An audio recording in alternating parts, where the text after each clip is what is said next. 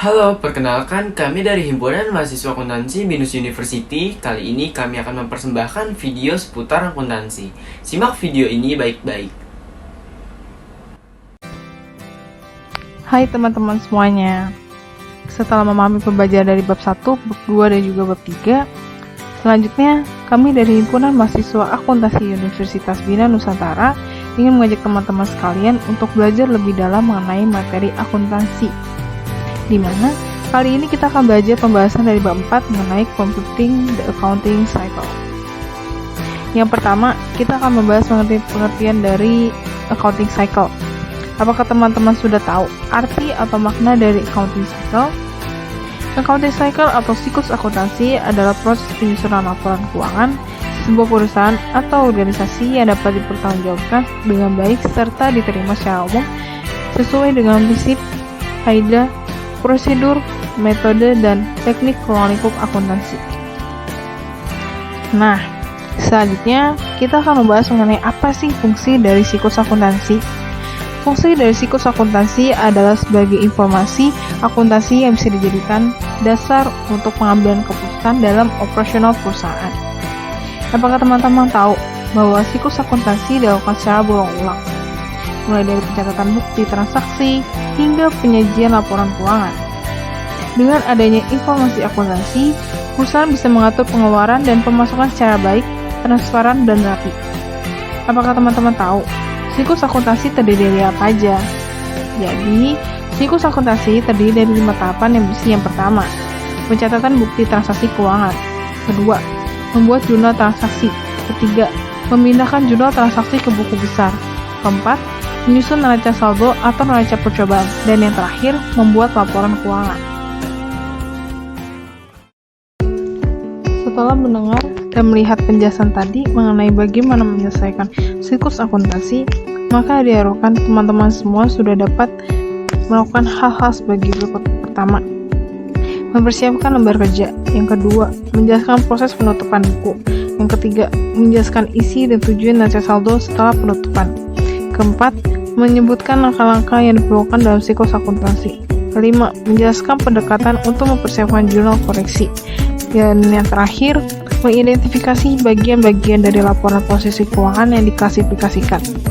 Pertama, lembar kerja. Sekarang kita akan lanjut ke tahap berikutnya, di mana kita akan belajar mengenai lembar kerja atau worksheet. Pertama-tama, kita akan belajar bagaimana cara untuk menggunakan lembar kerja atau worksheet.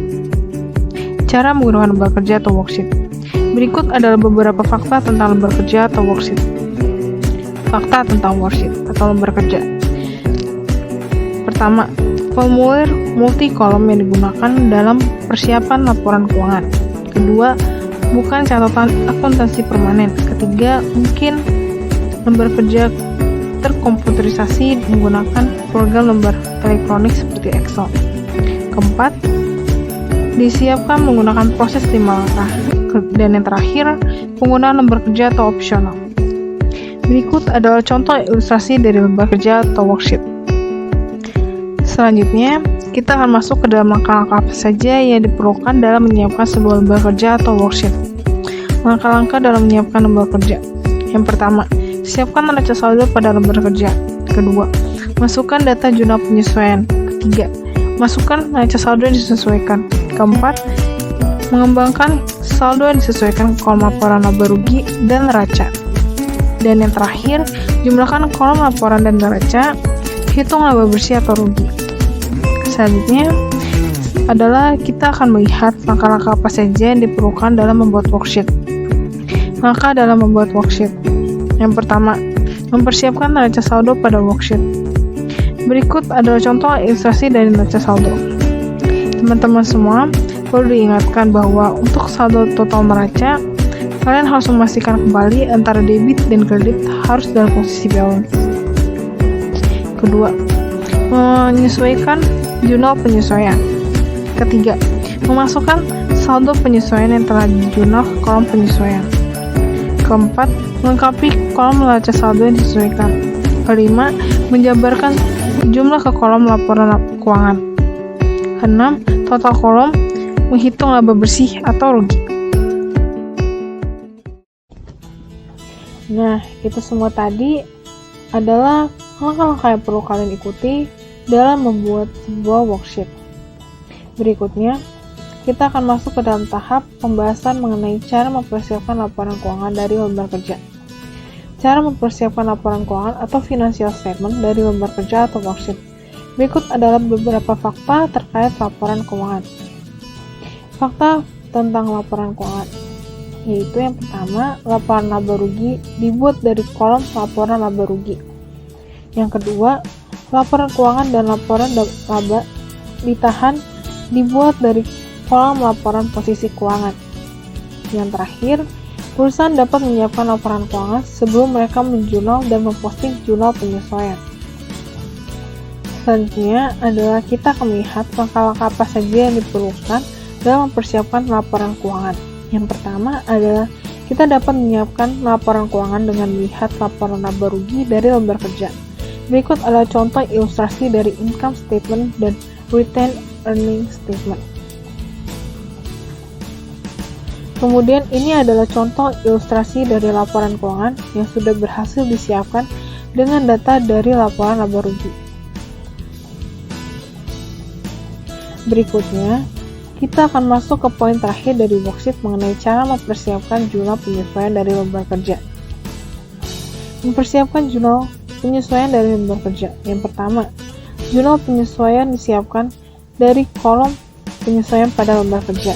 Yang kedua, penjurnalan dan posting jurnal penyesuaian mengikuti penyusunan laporan keuangan saat lembar kerja digunakan. Teman-teman, pembahasan dari poin pertama mengenai lembar kerja atau worksheet telah selesai. Sekarang kita akan lanjut ke pembahasan dari poin kedua mengenai closing the books. Cara menutup buku atau closing the books.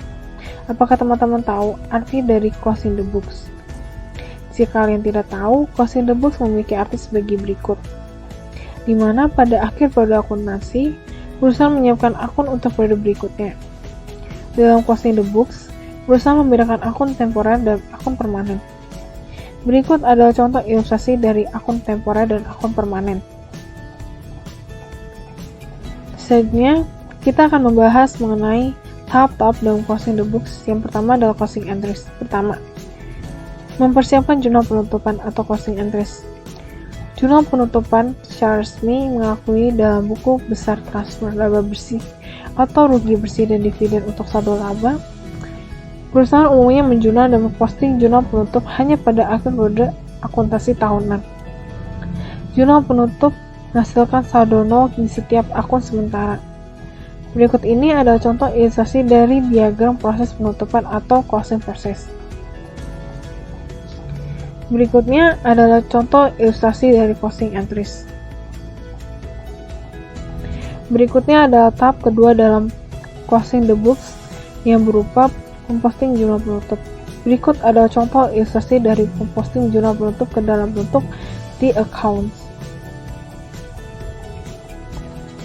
Yang terakhir, kita akan masuk ke dalam tahap ketiga dalam closing the books, yaitu mempersiapkan neraca saldo penutup.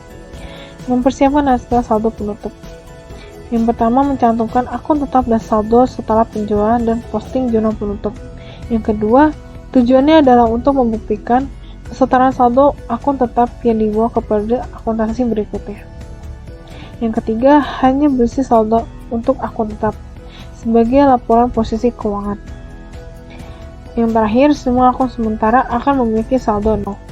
Berikut adalah contoh ilustrasi dari post-closing trial balance. Setelah ini, kita akan lanjut membahas tujuan pembelajaran yang ketiga, yaitu mengenai ringkasan siklus akuntansi. Ringkasan siklus akuntansi. Apakah teman-teman tahu ada beberapa tahap dalam siklus akuntansi? Dalam siklus akuntansi terdapat 9 tahap yang terdiri dari: pertama, menganalisis transaksi. Yang kedua, pencatatan dan penggolongan transaksi. Yang ketiga, catat di buku besar. Yang keempat, persiapan neraca saldo. Yang kelima, membuat jurnal dan jurnal penyesuaian. Yang keenam, mempersiapkan neraca saldo setelah penyesuaian. Yang ketujuh, menyiapkan laporan keuangan. Yang kedelapan, membuat jurnal dan jurnal penutup. Yang kesembilan, menyiapkan neraca saldo setelah penutup. Nah, Teman-teman, jadi sudah tahu kan, dalam accounting cycle terdapat 9 tahap. Tidak hanya itu, teman-teman juga perlu tahu bahwa terdapat langkah yang diperlukan dalam siklus akuntansi yang terdiri dari creating entries, di mana terdapat beberapa langkah-langkah yang dapat dihindari, yaitu pertama, tidak perlu jika catatan akuntansi bebas dari kesalahan. Kedua, dibuat setiap kali kesalahan ditemukan. Ketiga, harus posting sebelum jurnal penutup. Setelah membahas lembar kerja atau worksheet, closing the book, dan juga ringkasan siklus akuntansi, sekarang kita sudah berada di poin akhir dari 7 pembelajaran bab 4, completing the accounting cycle. Poin keempat ini akan menjelaskan mengenai klasifikasi laporan posisi keuangan. Apakah teman-teman tahu apa saja klasifikasi dari laporan posisi keuangan? Mari kita telusuri bersama apa saja yang terdapat dalam klasifikasi laporan posisi keuangan. Klasifikasi laporan posisi keuangan. Berikut ini adalah klasifikasi standar dari laporan posisi keuangan yang terdiri dari 1. Aset, yaitu aset tidak berwujud, properti, pabrik dan peralatan, investasi jangka panjang, dan aset lancar. 2. Ekuitas dan liabilitas, yaitu ekuitas, liabilitas jangka panjang, dan liabilitas jangka pendek. Berikut ini adalah contoh ilustrasi dari klasifikasi statement of financial position.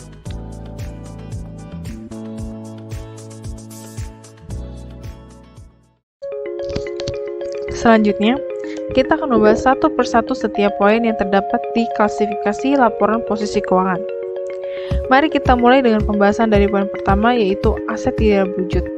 Aset tidak berwujud adalah aset yang tidak memiliki substansi fisik. Berikut adalah contoh ilustrasi dari aset tidak berwujud. 2. Properti, pabrik, dan peralatan. Properti, pabrik, dan peralatan adalah aset dengan masa penggunaan atau manfaat yang panjang. Berikut adalah contoh ilustrasi dari properti, pabrik, dan peralatan. 3. Investasi jangka panjang. Investasi jangka panjang adalah investasi pada saham biasa dan obligasi perusahaan lain. Investasi jangka panjang juga dapat berupa investasi pada aset tidak lancar seperti tanah atau bangunan yang tidak digunakan perusahaan dalam kegiatan operasinya. Berikut adalah contoh ilustrasi dari investasi jangka panjang. 4. Aset lancar. Aset lancar adalah aset yang didapatkan perusahaan untuk dikonversi ke uang tunai atau digunakan dalam waktu 1 tahun atau siklus operasi. Yang mana yang lebih lama? Siklus operasi adalah waktu rata-rata yang diperlukan dari pembelian inventaris hingga pengumpulan uang tunai dari pelanggan. Berikut adalah contoh ilustrasi dari aset lancar. 5. Equity atau ekuitas. Berikut adalah contoh-contoh hubungan ekuitas yang terdiri dari 1. Kepemilikan atau proprietorship, yaitu satu akun modal. 2. Kemitraan atau partnership, yaitu rekening modal untuk setiap mitra. 3. Korporasi atau corporation, yaitu modal saham dan laba ditahan. Berikut adalah contoh ilustrasi dari ekuitas. 6. Non-current liabilities atau liabilitas jangka panjang adalah kewajiban yang dihapuskan perusahaan untuk membayar setelah 1 tahun. Berikut adalah contoh ilustrasi dari liabilitas jangka panjang. 7. Current liabilities atau liabilitas jangka pendek adalah kemampuan untuk membayar kewajiban yang diharapkan jatuh tempo dalam setahun ke depan. Perusahaan berkewajiban untuk harus membayar dalam tahun mendatang atau siklus operasinya, mana yang lebih lama. Biasanya daftar catatan yang harus dibayarkan terlebih dahulu, diikuti dengan utang akun. Berikut adalah contoh ilustrasi dari liabilitas jangka pendek. Sekarang, kita akan lanjut ke pembahasan berikutnya, yaitu mengenai reversing entries. Apakah di antara kalian ada yang tahu apa itu reversing entries? Atau ada dari kalian yang sudah pernah mendengar kata reversing entries? Jadi, jurnal pembalik atau reversing entries sering digunakan untuk membantu membalikkan beberapa jurnal penyesuaian sebelum pencatatan transaksi reguler periode berikutnya. Perusahaan melakukan jurnal pembalik pada awal periode akuntansi berikutnya. Setiap jurnal pembalik adalah kebalikan dari jurnal penyesuaian yang dibuat pada periode sebelumnya. Penggunaan jurnal pembalik tidak mengubah jumlah yang dilaporkan dalam laporan keuangan. Berikut adalah contoh ilustrasi dari perbandingan jurnal antara jurnal pembalik dan jurnal yang tidak dibalik. Berikut adalah contoh ilustrasi perbandingan posting antara jurnal pembalik dan jurnal yang tidak dibalik. Lalu, sekarang kita akan pertanyaan pilihan ganda. Pertanyaannya adalah, kemampuan untuk membayar kewajiban yang diharapkan jatuh tempo dalam tahun ke depan disebut dengan A.